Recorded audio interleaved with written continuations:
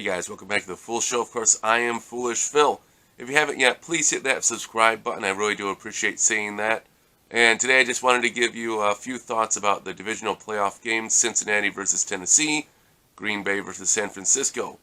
Let's start off with Cincinnati versus Tennessee game. You just might think it's not your day, Ryan Tannehill, when the first pass you throw is a pick, and obviously the way it ended, his last pass was a pick, and his first pass of the second half was a pick. It's going to be really hard to win a game, let alone a playoff game, when you throw 3 interceptions. And obviously, if you look at the way the quarterbacks played, Joe Burrow totally played so much better than Tannehill, even though he got sacked 9 times, so maybe you could say he took some sacks he should have gotten rid of the ball on, and I totally would agree on that. Some of those sacks he took really hurt him in field position, cost him field goal attempts, and as the game pointed out, McPherson is an excellent field goal kicker, so Joe Burrow has to learn from that a little bit, but I think he will. He seems to be an outstanding quarterback. I was totally surprised that Cincinnati was able to contain the Tennessee run and take advantage of the plays they had. They were doing the, bending but not giving up the big play. They gave up some chunk plays, but they were just holding Tennessee out of the end zone until, I think a big changing in this game was when, after the second pick by Cincinnati, they had a 3rd and 7-ish or so. They did a quick slant to Higgins, and Tennessee came in, put a shoulder right on the ball, and knocked it out. Incomplete. Punt. Tennessee, well, the drive before, right? The first drive of the second half, they drove down there, and they were in the red zone, I believe it was. Might have even been, and then after a really long run, and they continued their good drive success, right? So the first drive, Tennessee had the pick. I'm talking the second half. And the second drive, they come down, they get a field goal. Then Joe Burrow gets picked off, sets up the touchdown. Wonderful catch there. I think it's Brown caught that one. And all of a sudden, you're like tie game. It's like, wow, what a quick turnaround. But it's really that defensive play by Tennessee that knocked out that 3rd and medium pass. Higgins really needs to hold on to that ball. They had a chance to really seize that game, but hindsight's all perfect, right? Cincinnati obviously wins the game. Tannehill gets that 3rd pick, man. I wonder if they were really just playing for the Titans, if they were just playing for overtime. They didn't really have any sense of urgency. They were kind of just like, okay, if we score, fine, but we're not going to give them the ball. And that's not the way you want to play, because that's, obviously it backfired on them. You want to go for the win, not like, well, let's see if we can get into overtime. They get the pick. Cincinnati does at midfield. A wonderful, I think they call that a out route or a corner route, perhaps. I'm not a football guy with exactly knowing what routes they are. By Chase there, catches it, gets out of bounds. Then they're in field goal range. I really wonder, though, why they called their timeout. They did a run play, and they called a timeout with like 9 seconds left, and then they did another quarterback play where they just lose 2 yards. Turn a 50-yard field goal into a 52-yarder. I mean, it didn't matter. But why did you call timeout just to lose yards on purpose? I don't get that. Hopefully they'll learn from that. Like, that didn't make any sense. Why did we do that? Total props to Cincinnati, man. Going into Nashville, Tennessee, playing the number 1 team who had a bye week, and go in there and get the win. That's the first ever road playoff victory. So congratulations to the Cincinnati Bengals. Sorry, I know I'm still congested, still got this cold a little bit. Feel fine, just cold. So anyways, the night game. Boy, if you just watched the first quarter of this game, you thought San Francisco was just going to get blown out. Green Bay gets the opening kick, San Francisco deferred. Then Aaron Rodgers just marches the team, the Packers, right down the field, touchdown. A.J. Dillon, touchdown run, 7-0 Packers. San Francisco gets the ball 3 and out. Jimmy G gets sacked on 3rd down. Green Bay gets the ball, and they're marching.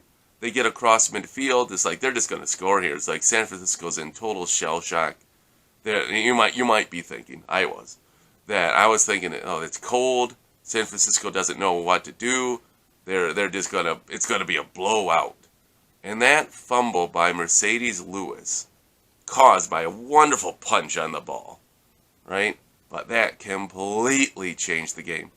It just totally felt like Green Bay was going to go up, score another touchdown, at least a field goal, right? That's what they were going to score. Be up by 2 scores, and I think that would have been the game. But that punch out just was such a huge play, and then it basically became a complete defensive battle the rest of the game. Suddenly, Aaron Rodgers, who was playing the whole season with a vaunted offense, could only seem to throw to Davante Adams. I think he completed 2 passes to other wide receivers, and then his running back caught balls too, but it's like, that was it. It was a completely 2-man show. I don't understand why Green Bay did not do more of spreading the ball around. They were doubling Adams all the time, and Aaron Rodgers just wasn't able to find anyone open. So kudos to San Francisco. I wonder how much of this was the weather. I don't know, with the footing. I don't know. They were talking, Fox was, about how it was. Didn't seem like it was a very slippery field, but still, you didn't have people wide open or anything. So then the snow came in. That makes for great TV and not for very good football.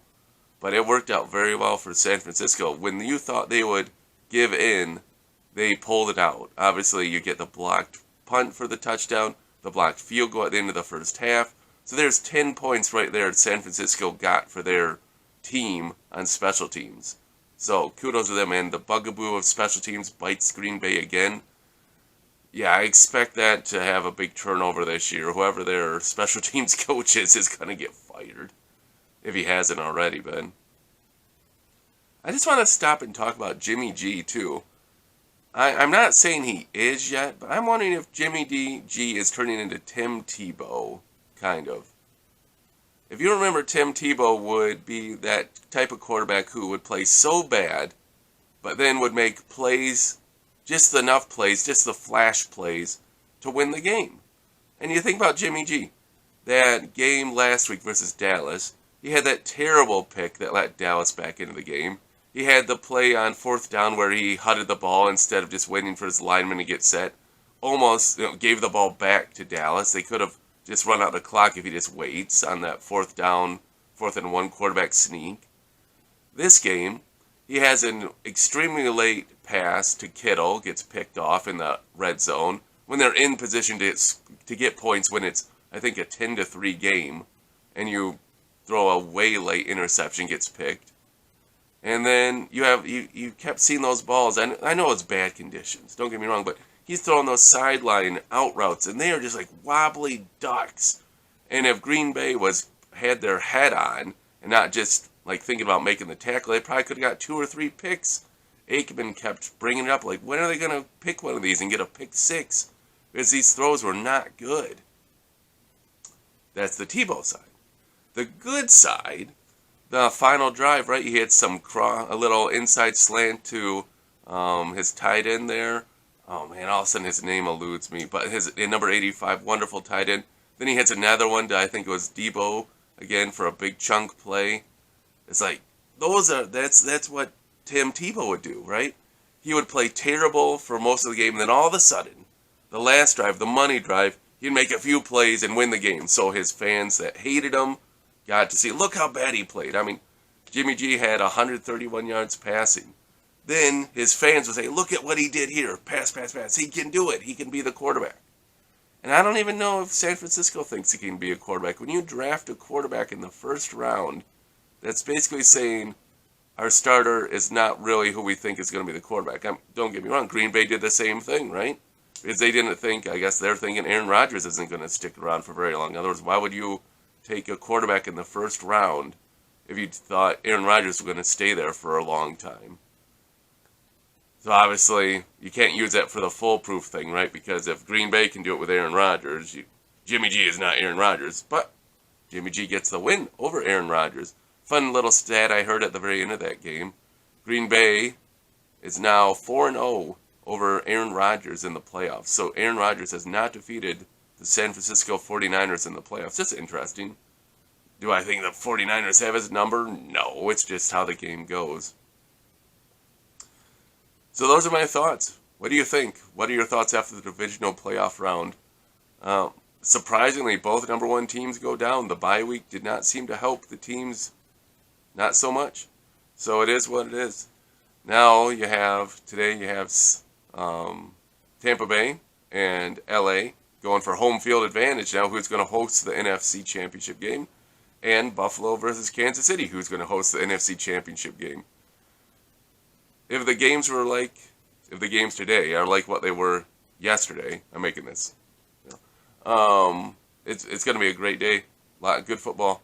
So if you have a chance, let me know what you think and put them in the comments below. I'll try to respond as I'm able to. And until I see you guys next time, as always, go Blue.